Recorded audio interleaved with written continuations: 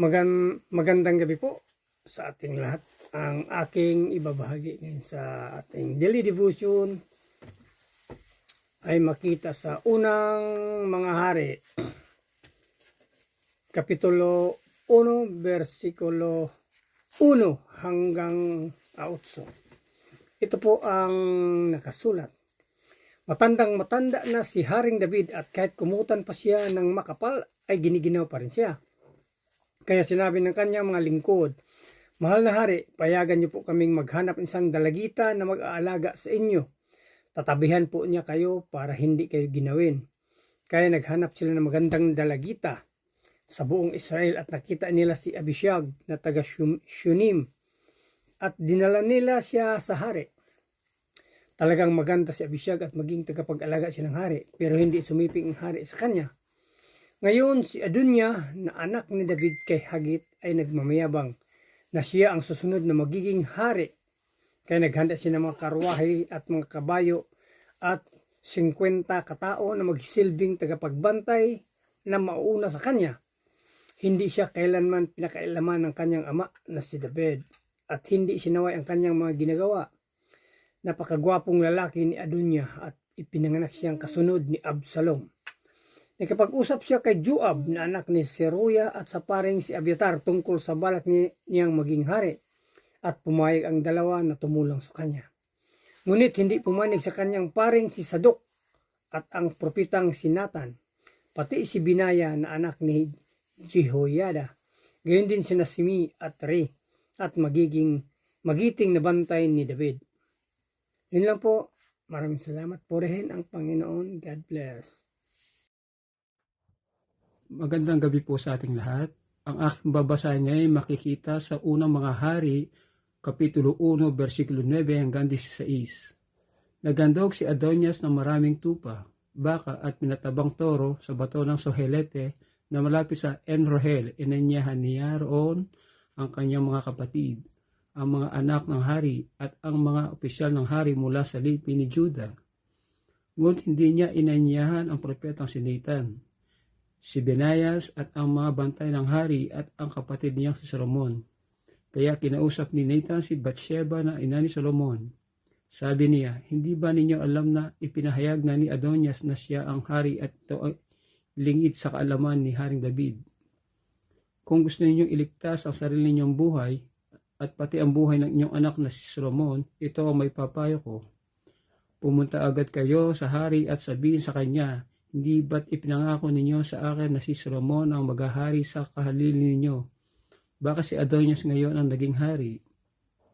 At samantalang kausap ninyo ang hari, papasok ako at patutunayan ko ang inyong sinabi."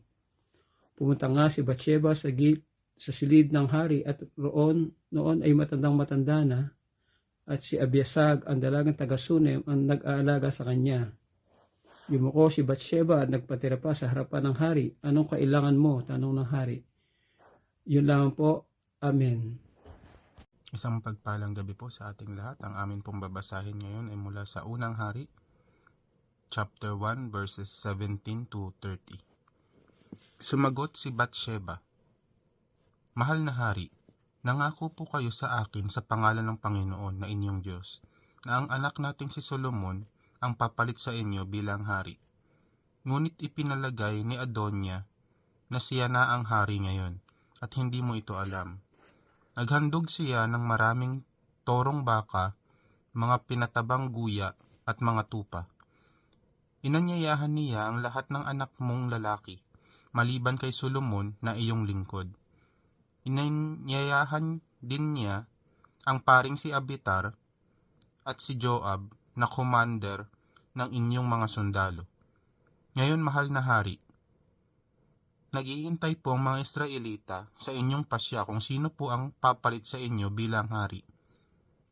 Kung hindi kayo magpapasya, ako at ang anak nating si Solomon ang ituturing nilang traidor kapag namatay kayo." Habang nakikipag-usap si Bathsheba sa hari, dumating ang propetang si Nathan. Pumunta sa silid ng hari ang kanyang lingkod at sinabi na dumating si Nathan at nais niyang makausap. Kaya ipinatawag siya ng hari. Pagpasok ni Nathan, nagpatira pa siya sa hari bilang paggalang. At sinabi, Mahal na hari, sinabi po ba ninyong si Adonia ang siyang papalit sa inyo bilang hari?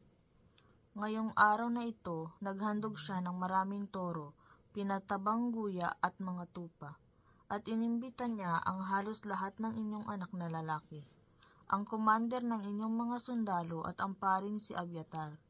Ngayon, kumakain at nag-iinuman sila at nagsasabi, Mabuhay si Haring Adonia, pero ako na inyong lingkod ay hindi niya inimbita.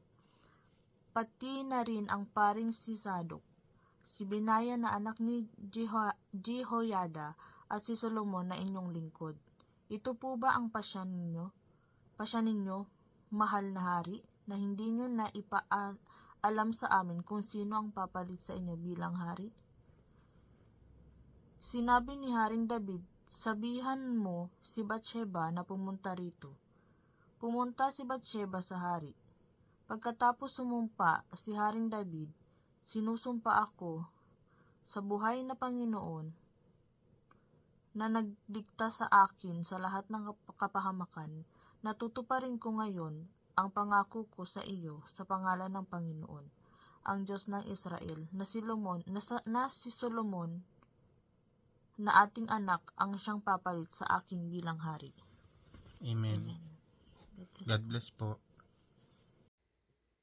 Magandang gabi po sa lahat. Ang babasahin ko po ngayon ay makikita sa First Hari, verse 31 to 37. Yumukod agad si Batsheba bilang paggalang at sinabi, Mabuhay kayo magpakailanman, mahal na Haring David. Sinabi ni Haring David, papuntahin dito ang paring si Sadok, ang propitang si Nathan at si Binaya na anak ni Jehoiada. Kaya pumunta sila sa hari at sinabi ng hari sa kanila, Pasakayin mo ang anak kong si Solomon sa aking mula at dalhin ninyo siya sa Gihon kasama ang aking mga pinuno. Pagdating ninyo doon, kayo, Sadok at Nathan, pahiran ninyo ng langis ang ulo ni Solomon para ipakita na siya ang pinili kong maging hari ng Israel. Pagkatapos, patunugin niyo ang trumpita at isigaw, Mabuhay si Haring Solomon. Pagkatapos, samahan niyo siya pabalik dito, uupo siya sa aking trono at papalit sa akin bilang hari. Siya ang pinili ko na mamamahala sa buong Israel at Juda. Sumagot si Binaya na anak ni Jehoiada, Gagawin po namin iyan, mahal na hari. Naway, ang Panginoon na iyong Diyos ang magpatunay nito. Kung paano kayo sinamahan ng Panginoon, samahan din sana niya si Solomon at gawin niyang mas matagumpay pa ang paghari niya kaysa sa inyong paghahari. Yun lang po rin ng Diyos. God bless. Magandang araw po sa lahat. Ang babasahin ko po ngayon ay makikita sa First Hari, chapter 38 to 45, Michelle verse. Kaya lumakad na ang paring si Sadok, ang propitang si Nathan, si Binaya na anak ni Jehoiada, at ang mga personal na tagapagbantay ni David na mga Kiritiyo at Pilitiyo. Pinasakay nila si Solomon sa mula ni Haring David at dinala sa Gihon. Pagdating nila roon, kinuha si Sadok sa banal na tulda ang langis na nasa loob ng sisid ng sungay at pinahiran niya si Solomon sa ulo. Pinatunog nila ang trompeta at sumigaw silang lahat, Mabuhay si Haring Solomon. Inihatid si Haring Solomon ng mga tao pawi sa Jerusalem na nagkakasayahan at tumugtog ng mga pluta. Nayanig ang lupa sa ingay nila. Narinig ito ni Adonia at ng kanyang mga bisita nang malapit na silang matapos sa kanilang handaan nang marinig ni Joab ang tunog ng trumpeta. Nagtanong siya, ano ba ang nangyayari? Bakit masyadong maingay sa lungsod? Habang nagsasalita siya, dumating si Jonathan na anak ng paring si Abiatar. Sinabi ni Adonia, pumasok ka dahil mabuti kang tao at tiyak kung may dala kang magandang balita. Sumagot si Jonathan, hindi ito magandang balita dahil ginawang hari ni Haring David si Solomon. Pinapunta niya ito sa Gihon kasama ang paring si Sadok, ang propetang si Nathan, si Binaya na anak ni Jehoiada at ang kanyang mga personal na tagapagbantay na mga Kiritiyo at Pilitiyo. Pinasakay pa nila si Solomon sa mula ng hari. Pagdating nila sa Gihon, pinahiran siya ng langis ni Sadok at Nathan para ipakitang siya ang piniling hari. Kababalik lang nila kaya nga nagkakasayahan ang mga tao sa lungsod. Iyan ang mga ingay na inyong narinig. Yun lang po rin ng Diyos. God bless. Muli po isang mapagpalang araw muli sa ating lahat.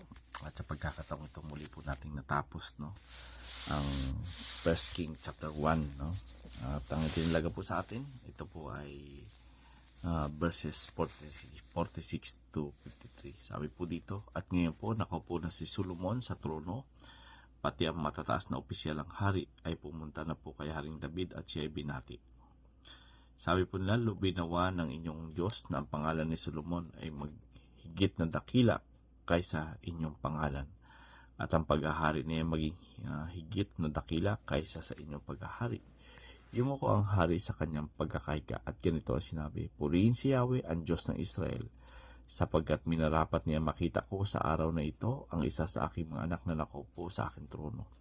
Nang marinig ito, natakot ang lahat ng mga panauhin ni Adonias na nagkanya-kanyang takas. Natakot din si Adonias kay Solomon, kaya tumakbo siya sa altar ng toldang tipanan at kumapit sa mga sungay nito. May nagsabi kay Solomon, takot na takot po sa inyong kamahalan si Adonias.